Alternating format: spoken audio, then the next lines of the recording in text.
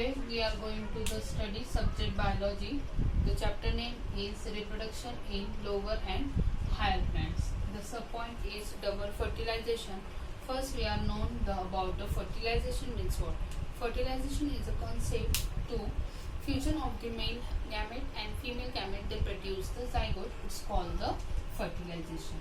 And in there we have the study about the double fertilization means what? Double fertilization, the term it is discovered by the scientist H.G. Nowazchin in the Fritillaria liliaceous plants मध्ये जे आहे first time H.G. Nowazchin जे आहे ही concept double fertilisation डिस्कवर केली. Okay, तर आपण जे आहे आता डबल फर्टिलायझेशन मीन्स व्हॉट ते आपण स्टडी करू. The first the pollen grains are the falls on the stigma और स्टाईल. स्टिग्मा और स्टाईलवर जे आहे फर्स्टली पोलन ग्रेन जे आहे तिकडं आतमध्ये येतात. और देर इज द इंटाइन और exine layer are there. The intine layer is a break. The intine layer it is a break down and the pollen tube is arise towards the through the style. pollen tube कडे जेव्हा after pollination झाल्यानंतर जे आहे pollen grains आतमध्ये आल्यावर त्याच्यावर pollen grains असतात ते देर is the arises the pollen tube and it's called the siphonogamy. तरच ते कन्सेप्टला आपण siphonogamy म्हणतो. there is the autochemotrophic movement are there because the stigma contain the sugary substance. It is a chemotrophic movement. It contain the chemical like hormone type जे आहे ते substance असतात त्याच्यामुळे or it carries. इथे जे आहे siphonogamy झाल्यानंतर it carries there is the opening of the pollen tube and the pollen tube it carries the how many gametes? It carries the two male gametes. त्यामध्ये जे आहे दोन मेल गॅमेट असतात and two male gametes are त्यामध्ये जे आहे two male gametes असतात. two male gametes are carried towards the it carries towards the micropyle. इथं जे आहे मायक्रोपाईल मध्ये एनाट्रोपस स्ट्रक्चर आपण स्टडी केलेलं आहे. त्यामध्ये there is the presence of the three antipodal cells are there. It contain the one egg cell, two synergids are there. There is a presence of the secondary nucleus. त्यामध्ये secondary nucleus present. It's called the embryo sac. Okay, pollen tube it carries the two haploid non-motile gametes and it comes to the the pollen tube it carries the two haploid male gametes and reach over here. Okay, आता जे आहे मायक्रोपिलर end कडे जे आहे आपले जे काही pollen grains आहे ते इकडे आलेले आहे. It is a most common opening is there is a narrow opening. इथे जे आहे एक छोटी नॅरो ओपनिंग असते त्यालाच आपण मायक्रोपाईल ओपनिंग असं म्हणतो.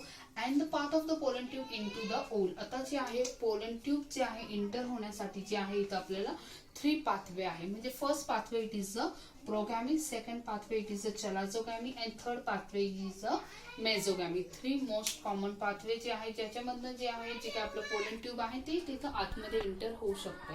It means the first common pathway जे आहे प्रोगॅमी आहे. The pollen tube it is enter through the most common pathway micropylar end. इथं जे काय आपली पोलन ट्यूब आहे ते मायक्रोपिलर एंड मधनं जे आहे आतमध्ये जर इंटर होत असेल तर the concept it's known as the porogamy. When the pollen tube it is enter into the chalaza. इथं जे आहे जे काही चलाझर एंड आहे आणि जर आपली पोलन ट्यूब जे आहे चलाझर एंड मध्ये आतमध्ये एंटर करत असेल तर it's called as the chalazogamy. Okay, and third is known as a mesogamy. आता मेझोगॅमी म्हणजे काय? We are known about the integument layer, inner integument layer, outer integument layer जे आहे त्यामध्ये चलाझा एम्ब्रियो सॅक मध्ये एनाट्रोपस मोड मध्ये present असते. The pollen tube it is entry through the inner integument and outer integument. Inner integument मधनं जर ते आतमध्ये जात असेल किंवा आउटर इंटुगमेंट मध्ये जर तो इंटर करत असेल तर आपण त्या कन्सेप्टला काय म्हणतो? मेझोगॅमी म्हणतो. The pollen tube it is enter through the such as micropyle it's called the progamy. it is the most common pathway.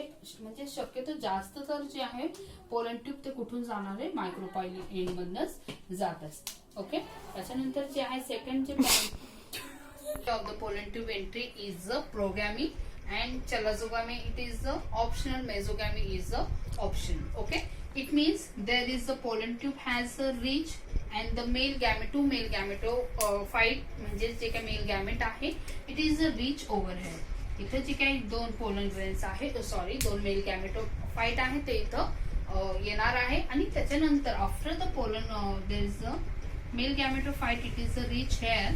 It means there is a pollen tube. The tube it get the burst. Tube जे आहे ते पूर्णपणे burst होते. And one male gamete it is a bind with the egg cell, and another one male gamete it is a bind with the secondary nucleus. Okay, it means एक जे gamete आहे mail गॅमेटोफाइट मधला एक mail gamete एक सोबत bind होतो. And this concept is known as the syngamy. Okay, त्याला जे आहे सिनगॅमी, सिनगॅमी म्हणजे फ्युजन आपण म्हणतो. It's called the syngamy. And second one another male gamete it is a bind with the secondary nucleus. जे आहे ते सेकंडरी न्यूक्लियस सोबत बाइंड होतो. आणि सेकंडरी न्यूक्लियस आणि one it is a haploid male gamete. हे जे आपला सेकंडरी न्यूक्लियस जे आहे तो 2n आहे and one haploid male gamete it is a 3n. म्हणजे there is a triple fusion is occur. इथं जे आहे ट्रिपल फ्युजन होतं and there is a formation of the endosperm. तिथं जे आहे काय फॉर्म होतं, एंडोस्पर्म तिथं पूर्णपणे फॉर्म होतं. and there is a formation of the embryo sac. Okay, म्हणजे जे काही पाथ आहे आपण पाहिलं, पोलन ट्यूबचं पाथ पाहिलं. And there is the double fertilization का म्हटलं जातं, कारण की दोन मेल गॅमेट कॅरी करतात पोलन ट्यूब मध्ये आणि ते इथं आल्यानंतर एक पोलन ग्रेन मधलं पोलन ट्यूब मध्ये जे काही मेल गॅमेट आहे तो एक सोबत बाइंड झालेला आहे.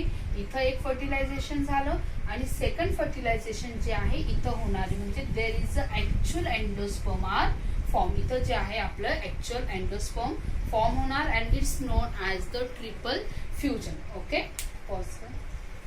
सिग्निफिकन्स ऑफ फर्टिलायझेशन, डबल फर्टिलायझेशनचे जे काही सिग्निफिकन्स आहे, इम्पॉर्टन्स आहे. आता आपल्याला ते स्टडी करायची. म्हणजे जर डबल फर्टिलायझेशन झालं किंवा नाही झालं तर त्याचे इम्पॉर्टंट काय. The question it is ask for the 2 marks in the board exam. आणि मागच्या वर्षी जे आहे एम्ब्रियो सॅकवर जे आहे डायग्राम साठी जे आहे प्रश्न विचारलं गेलं होतं. Draw the embryo sac for the 2 marks. आणि it is also asked for the 2 marks for the significance of the double fertilization. Okay, the first significance it is occurs in the it's occur in angiospermic plant. Okay, हे जे काय आहे फक्त angiosperm मध्येच जे आहे होणार. Double fertilization it is always occurs in the angiospermic plant. Okay, म्हणजे हे जिम्नोस्पर्म प्लांट्स मध्ये जे आहे होणार नाही. ओके, सेकंड जे आहे it is provides the nutrition. It's provide the nutrition.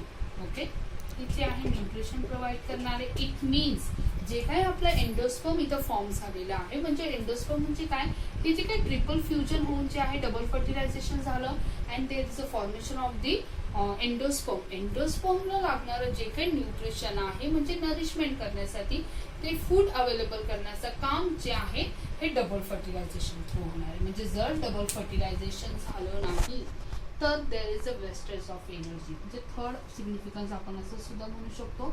If there is a no happening of the double fertilization there is a wastage of the energy.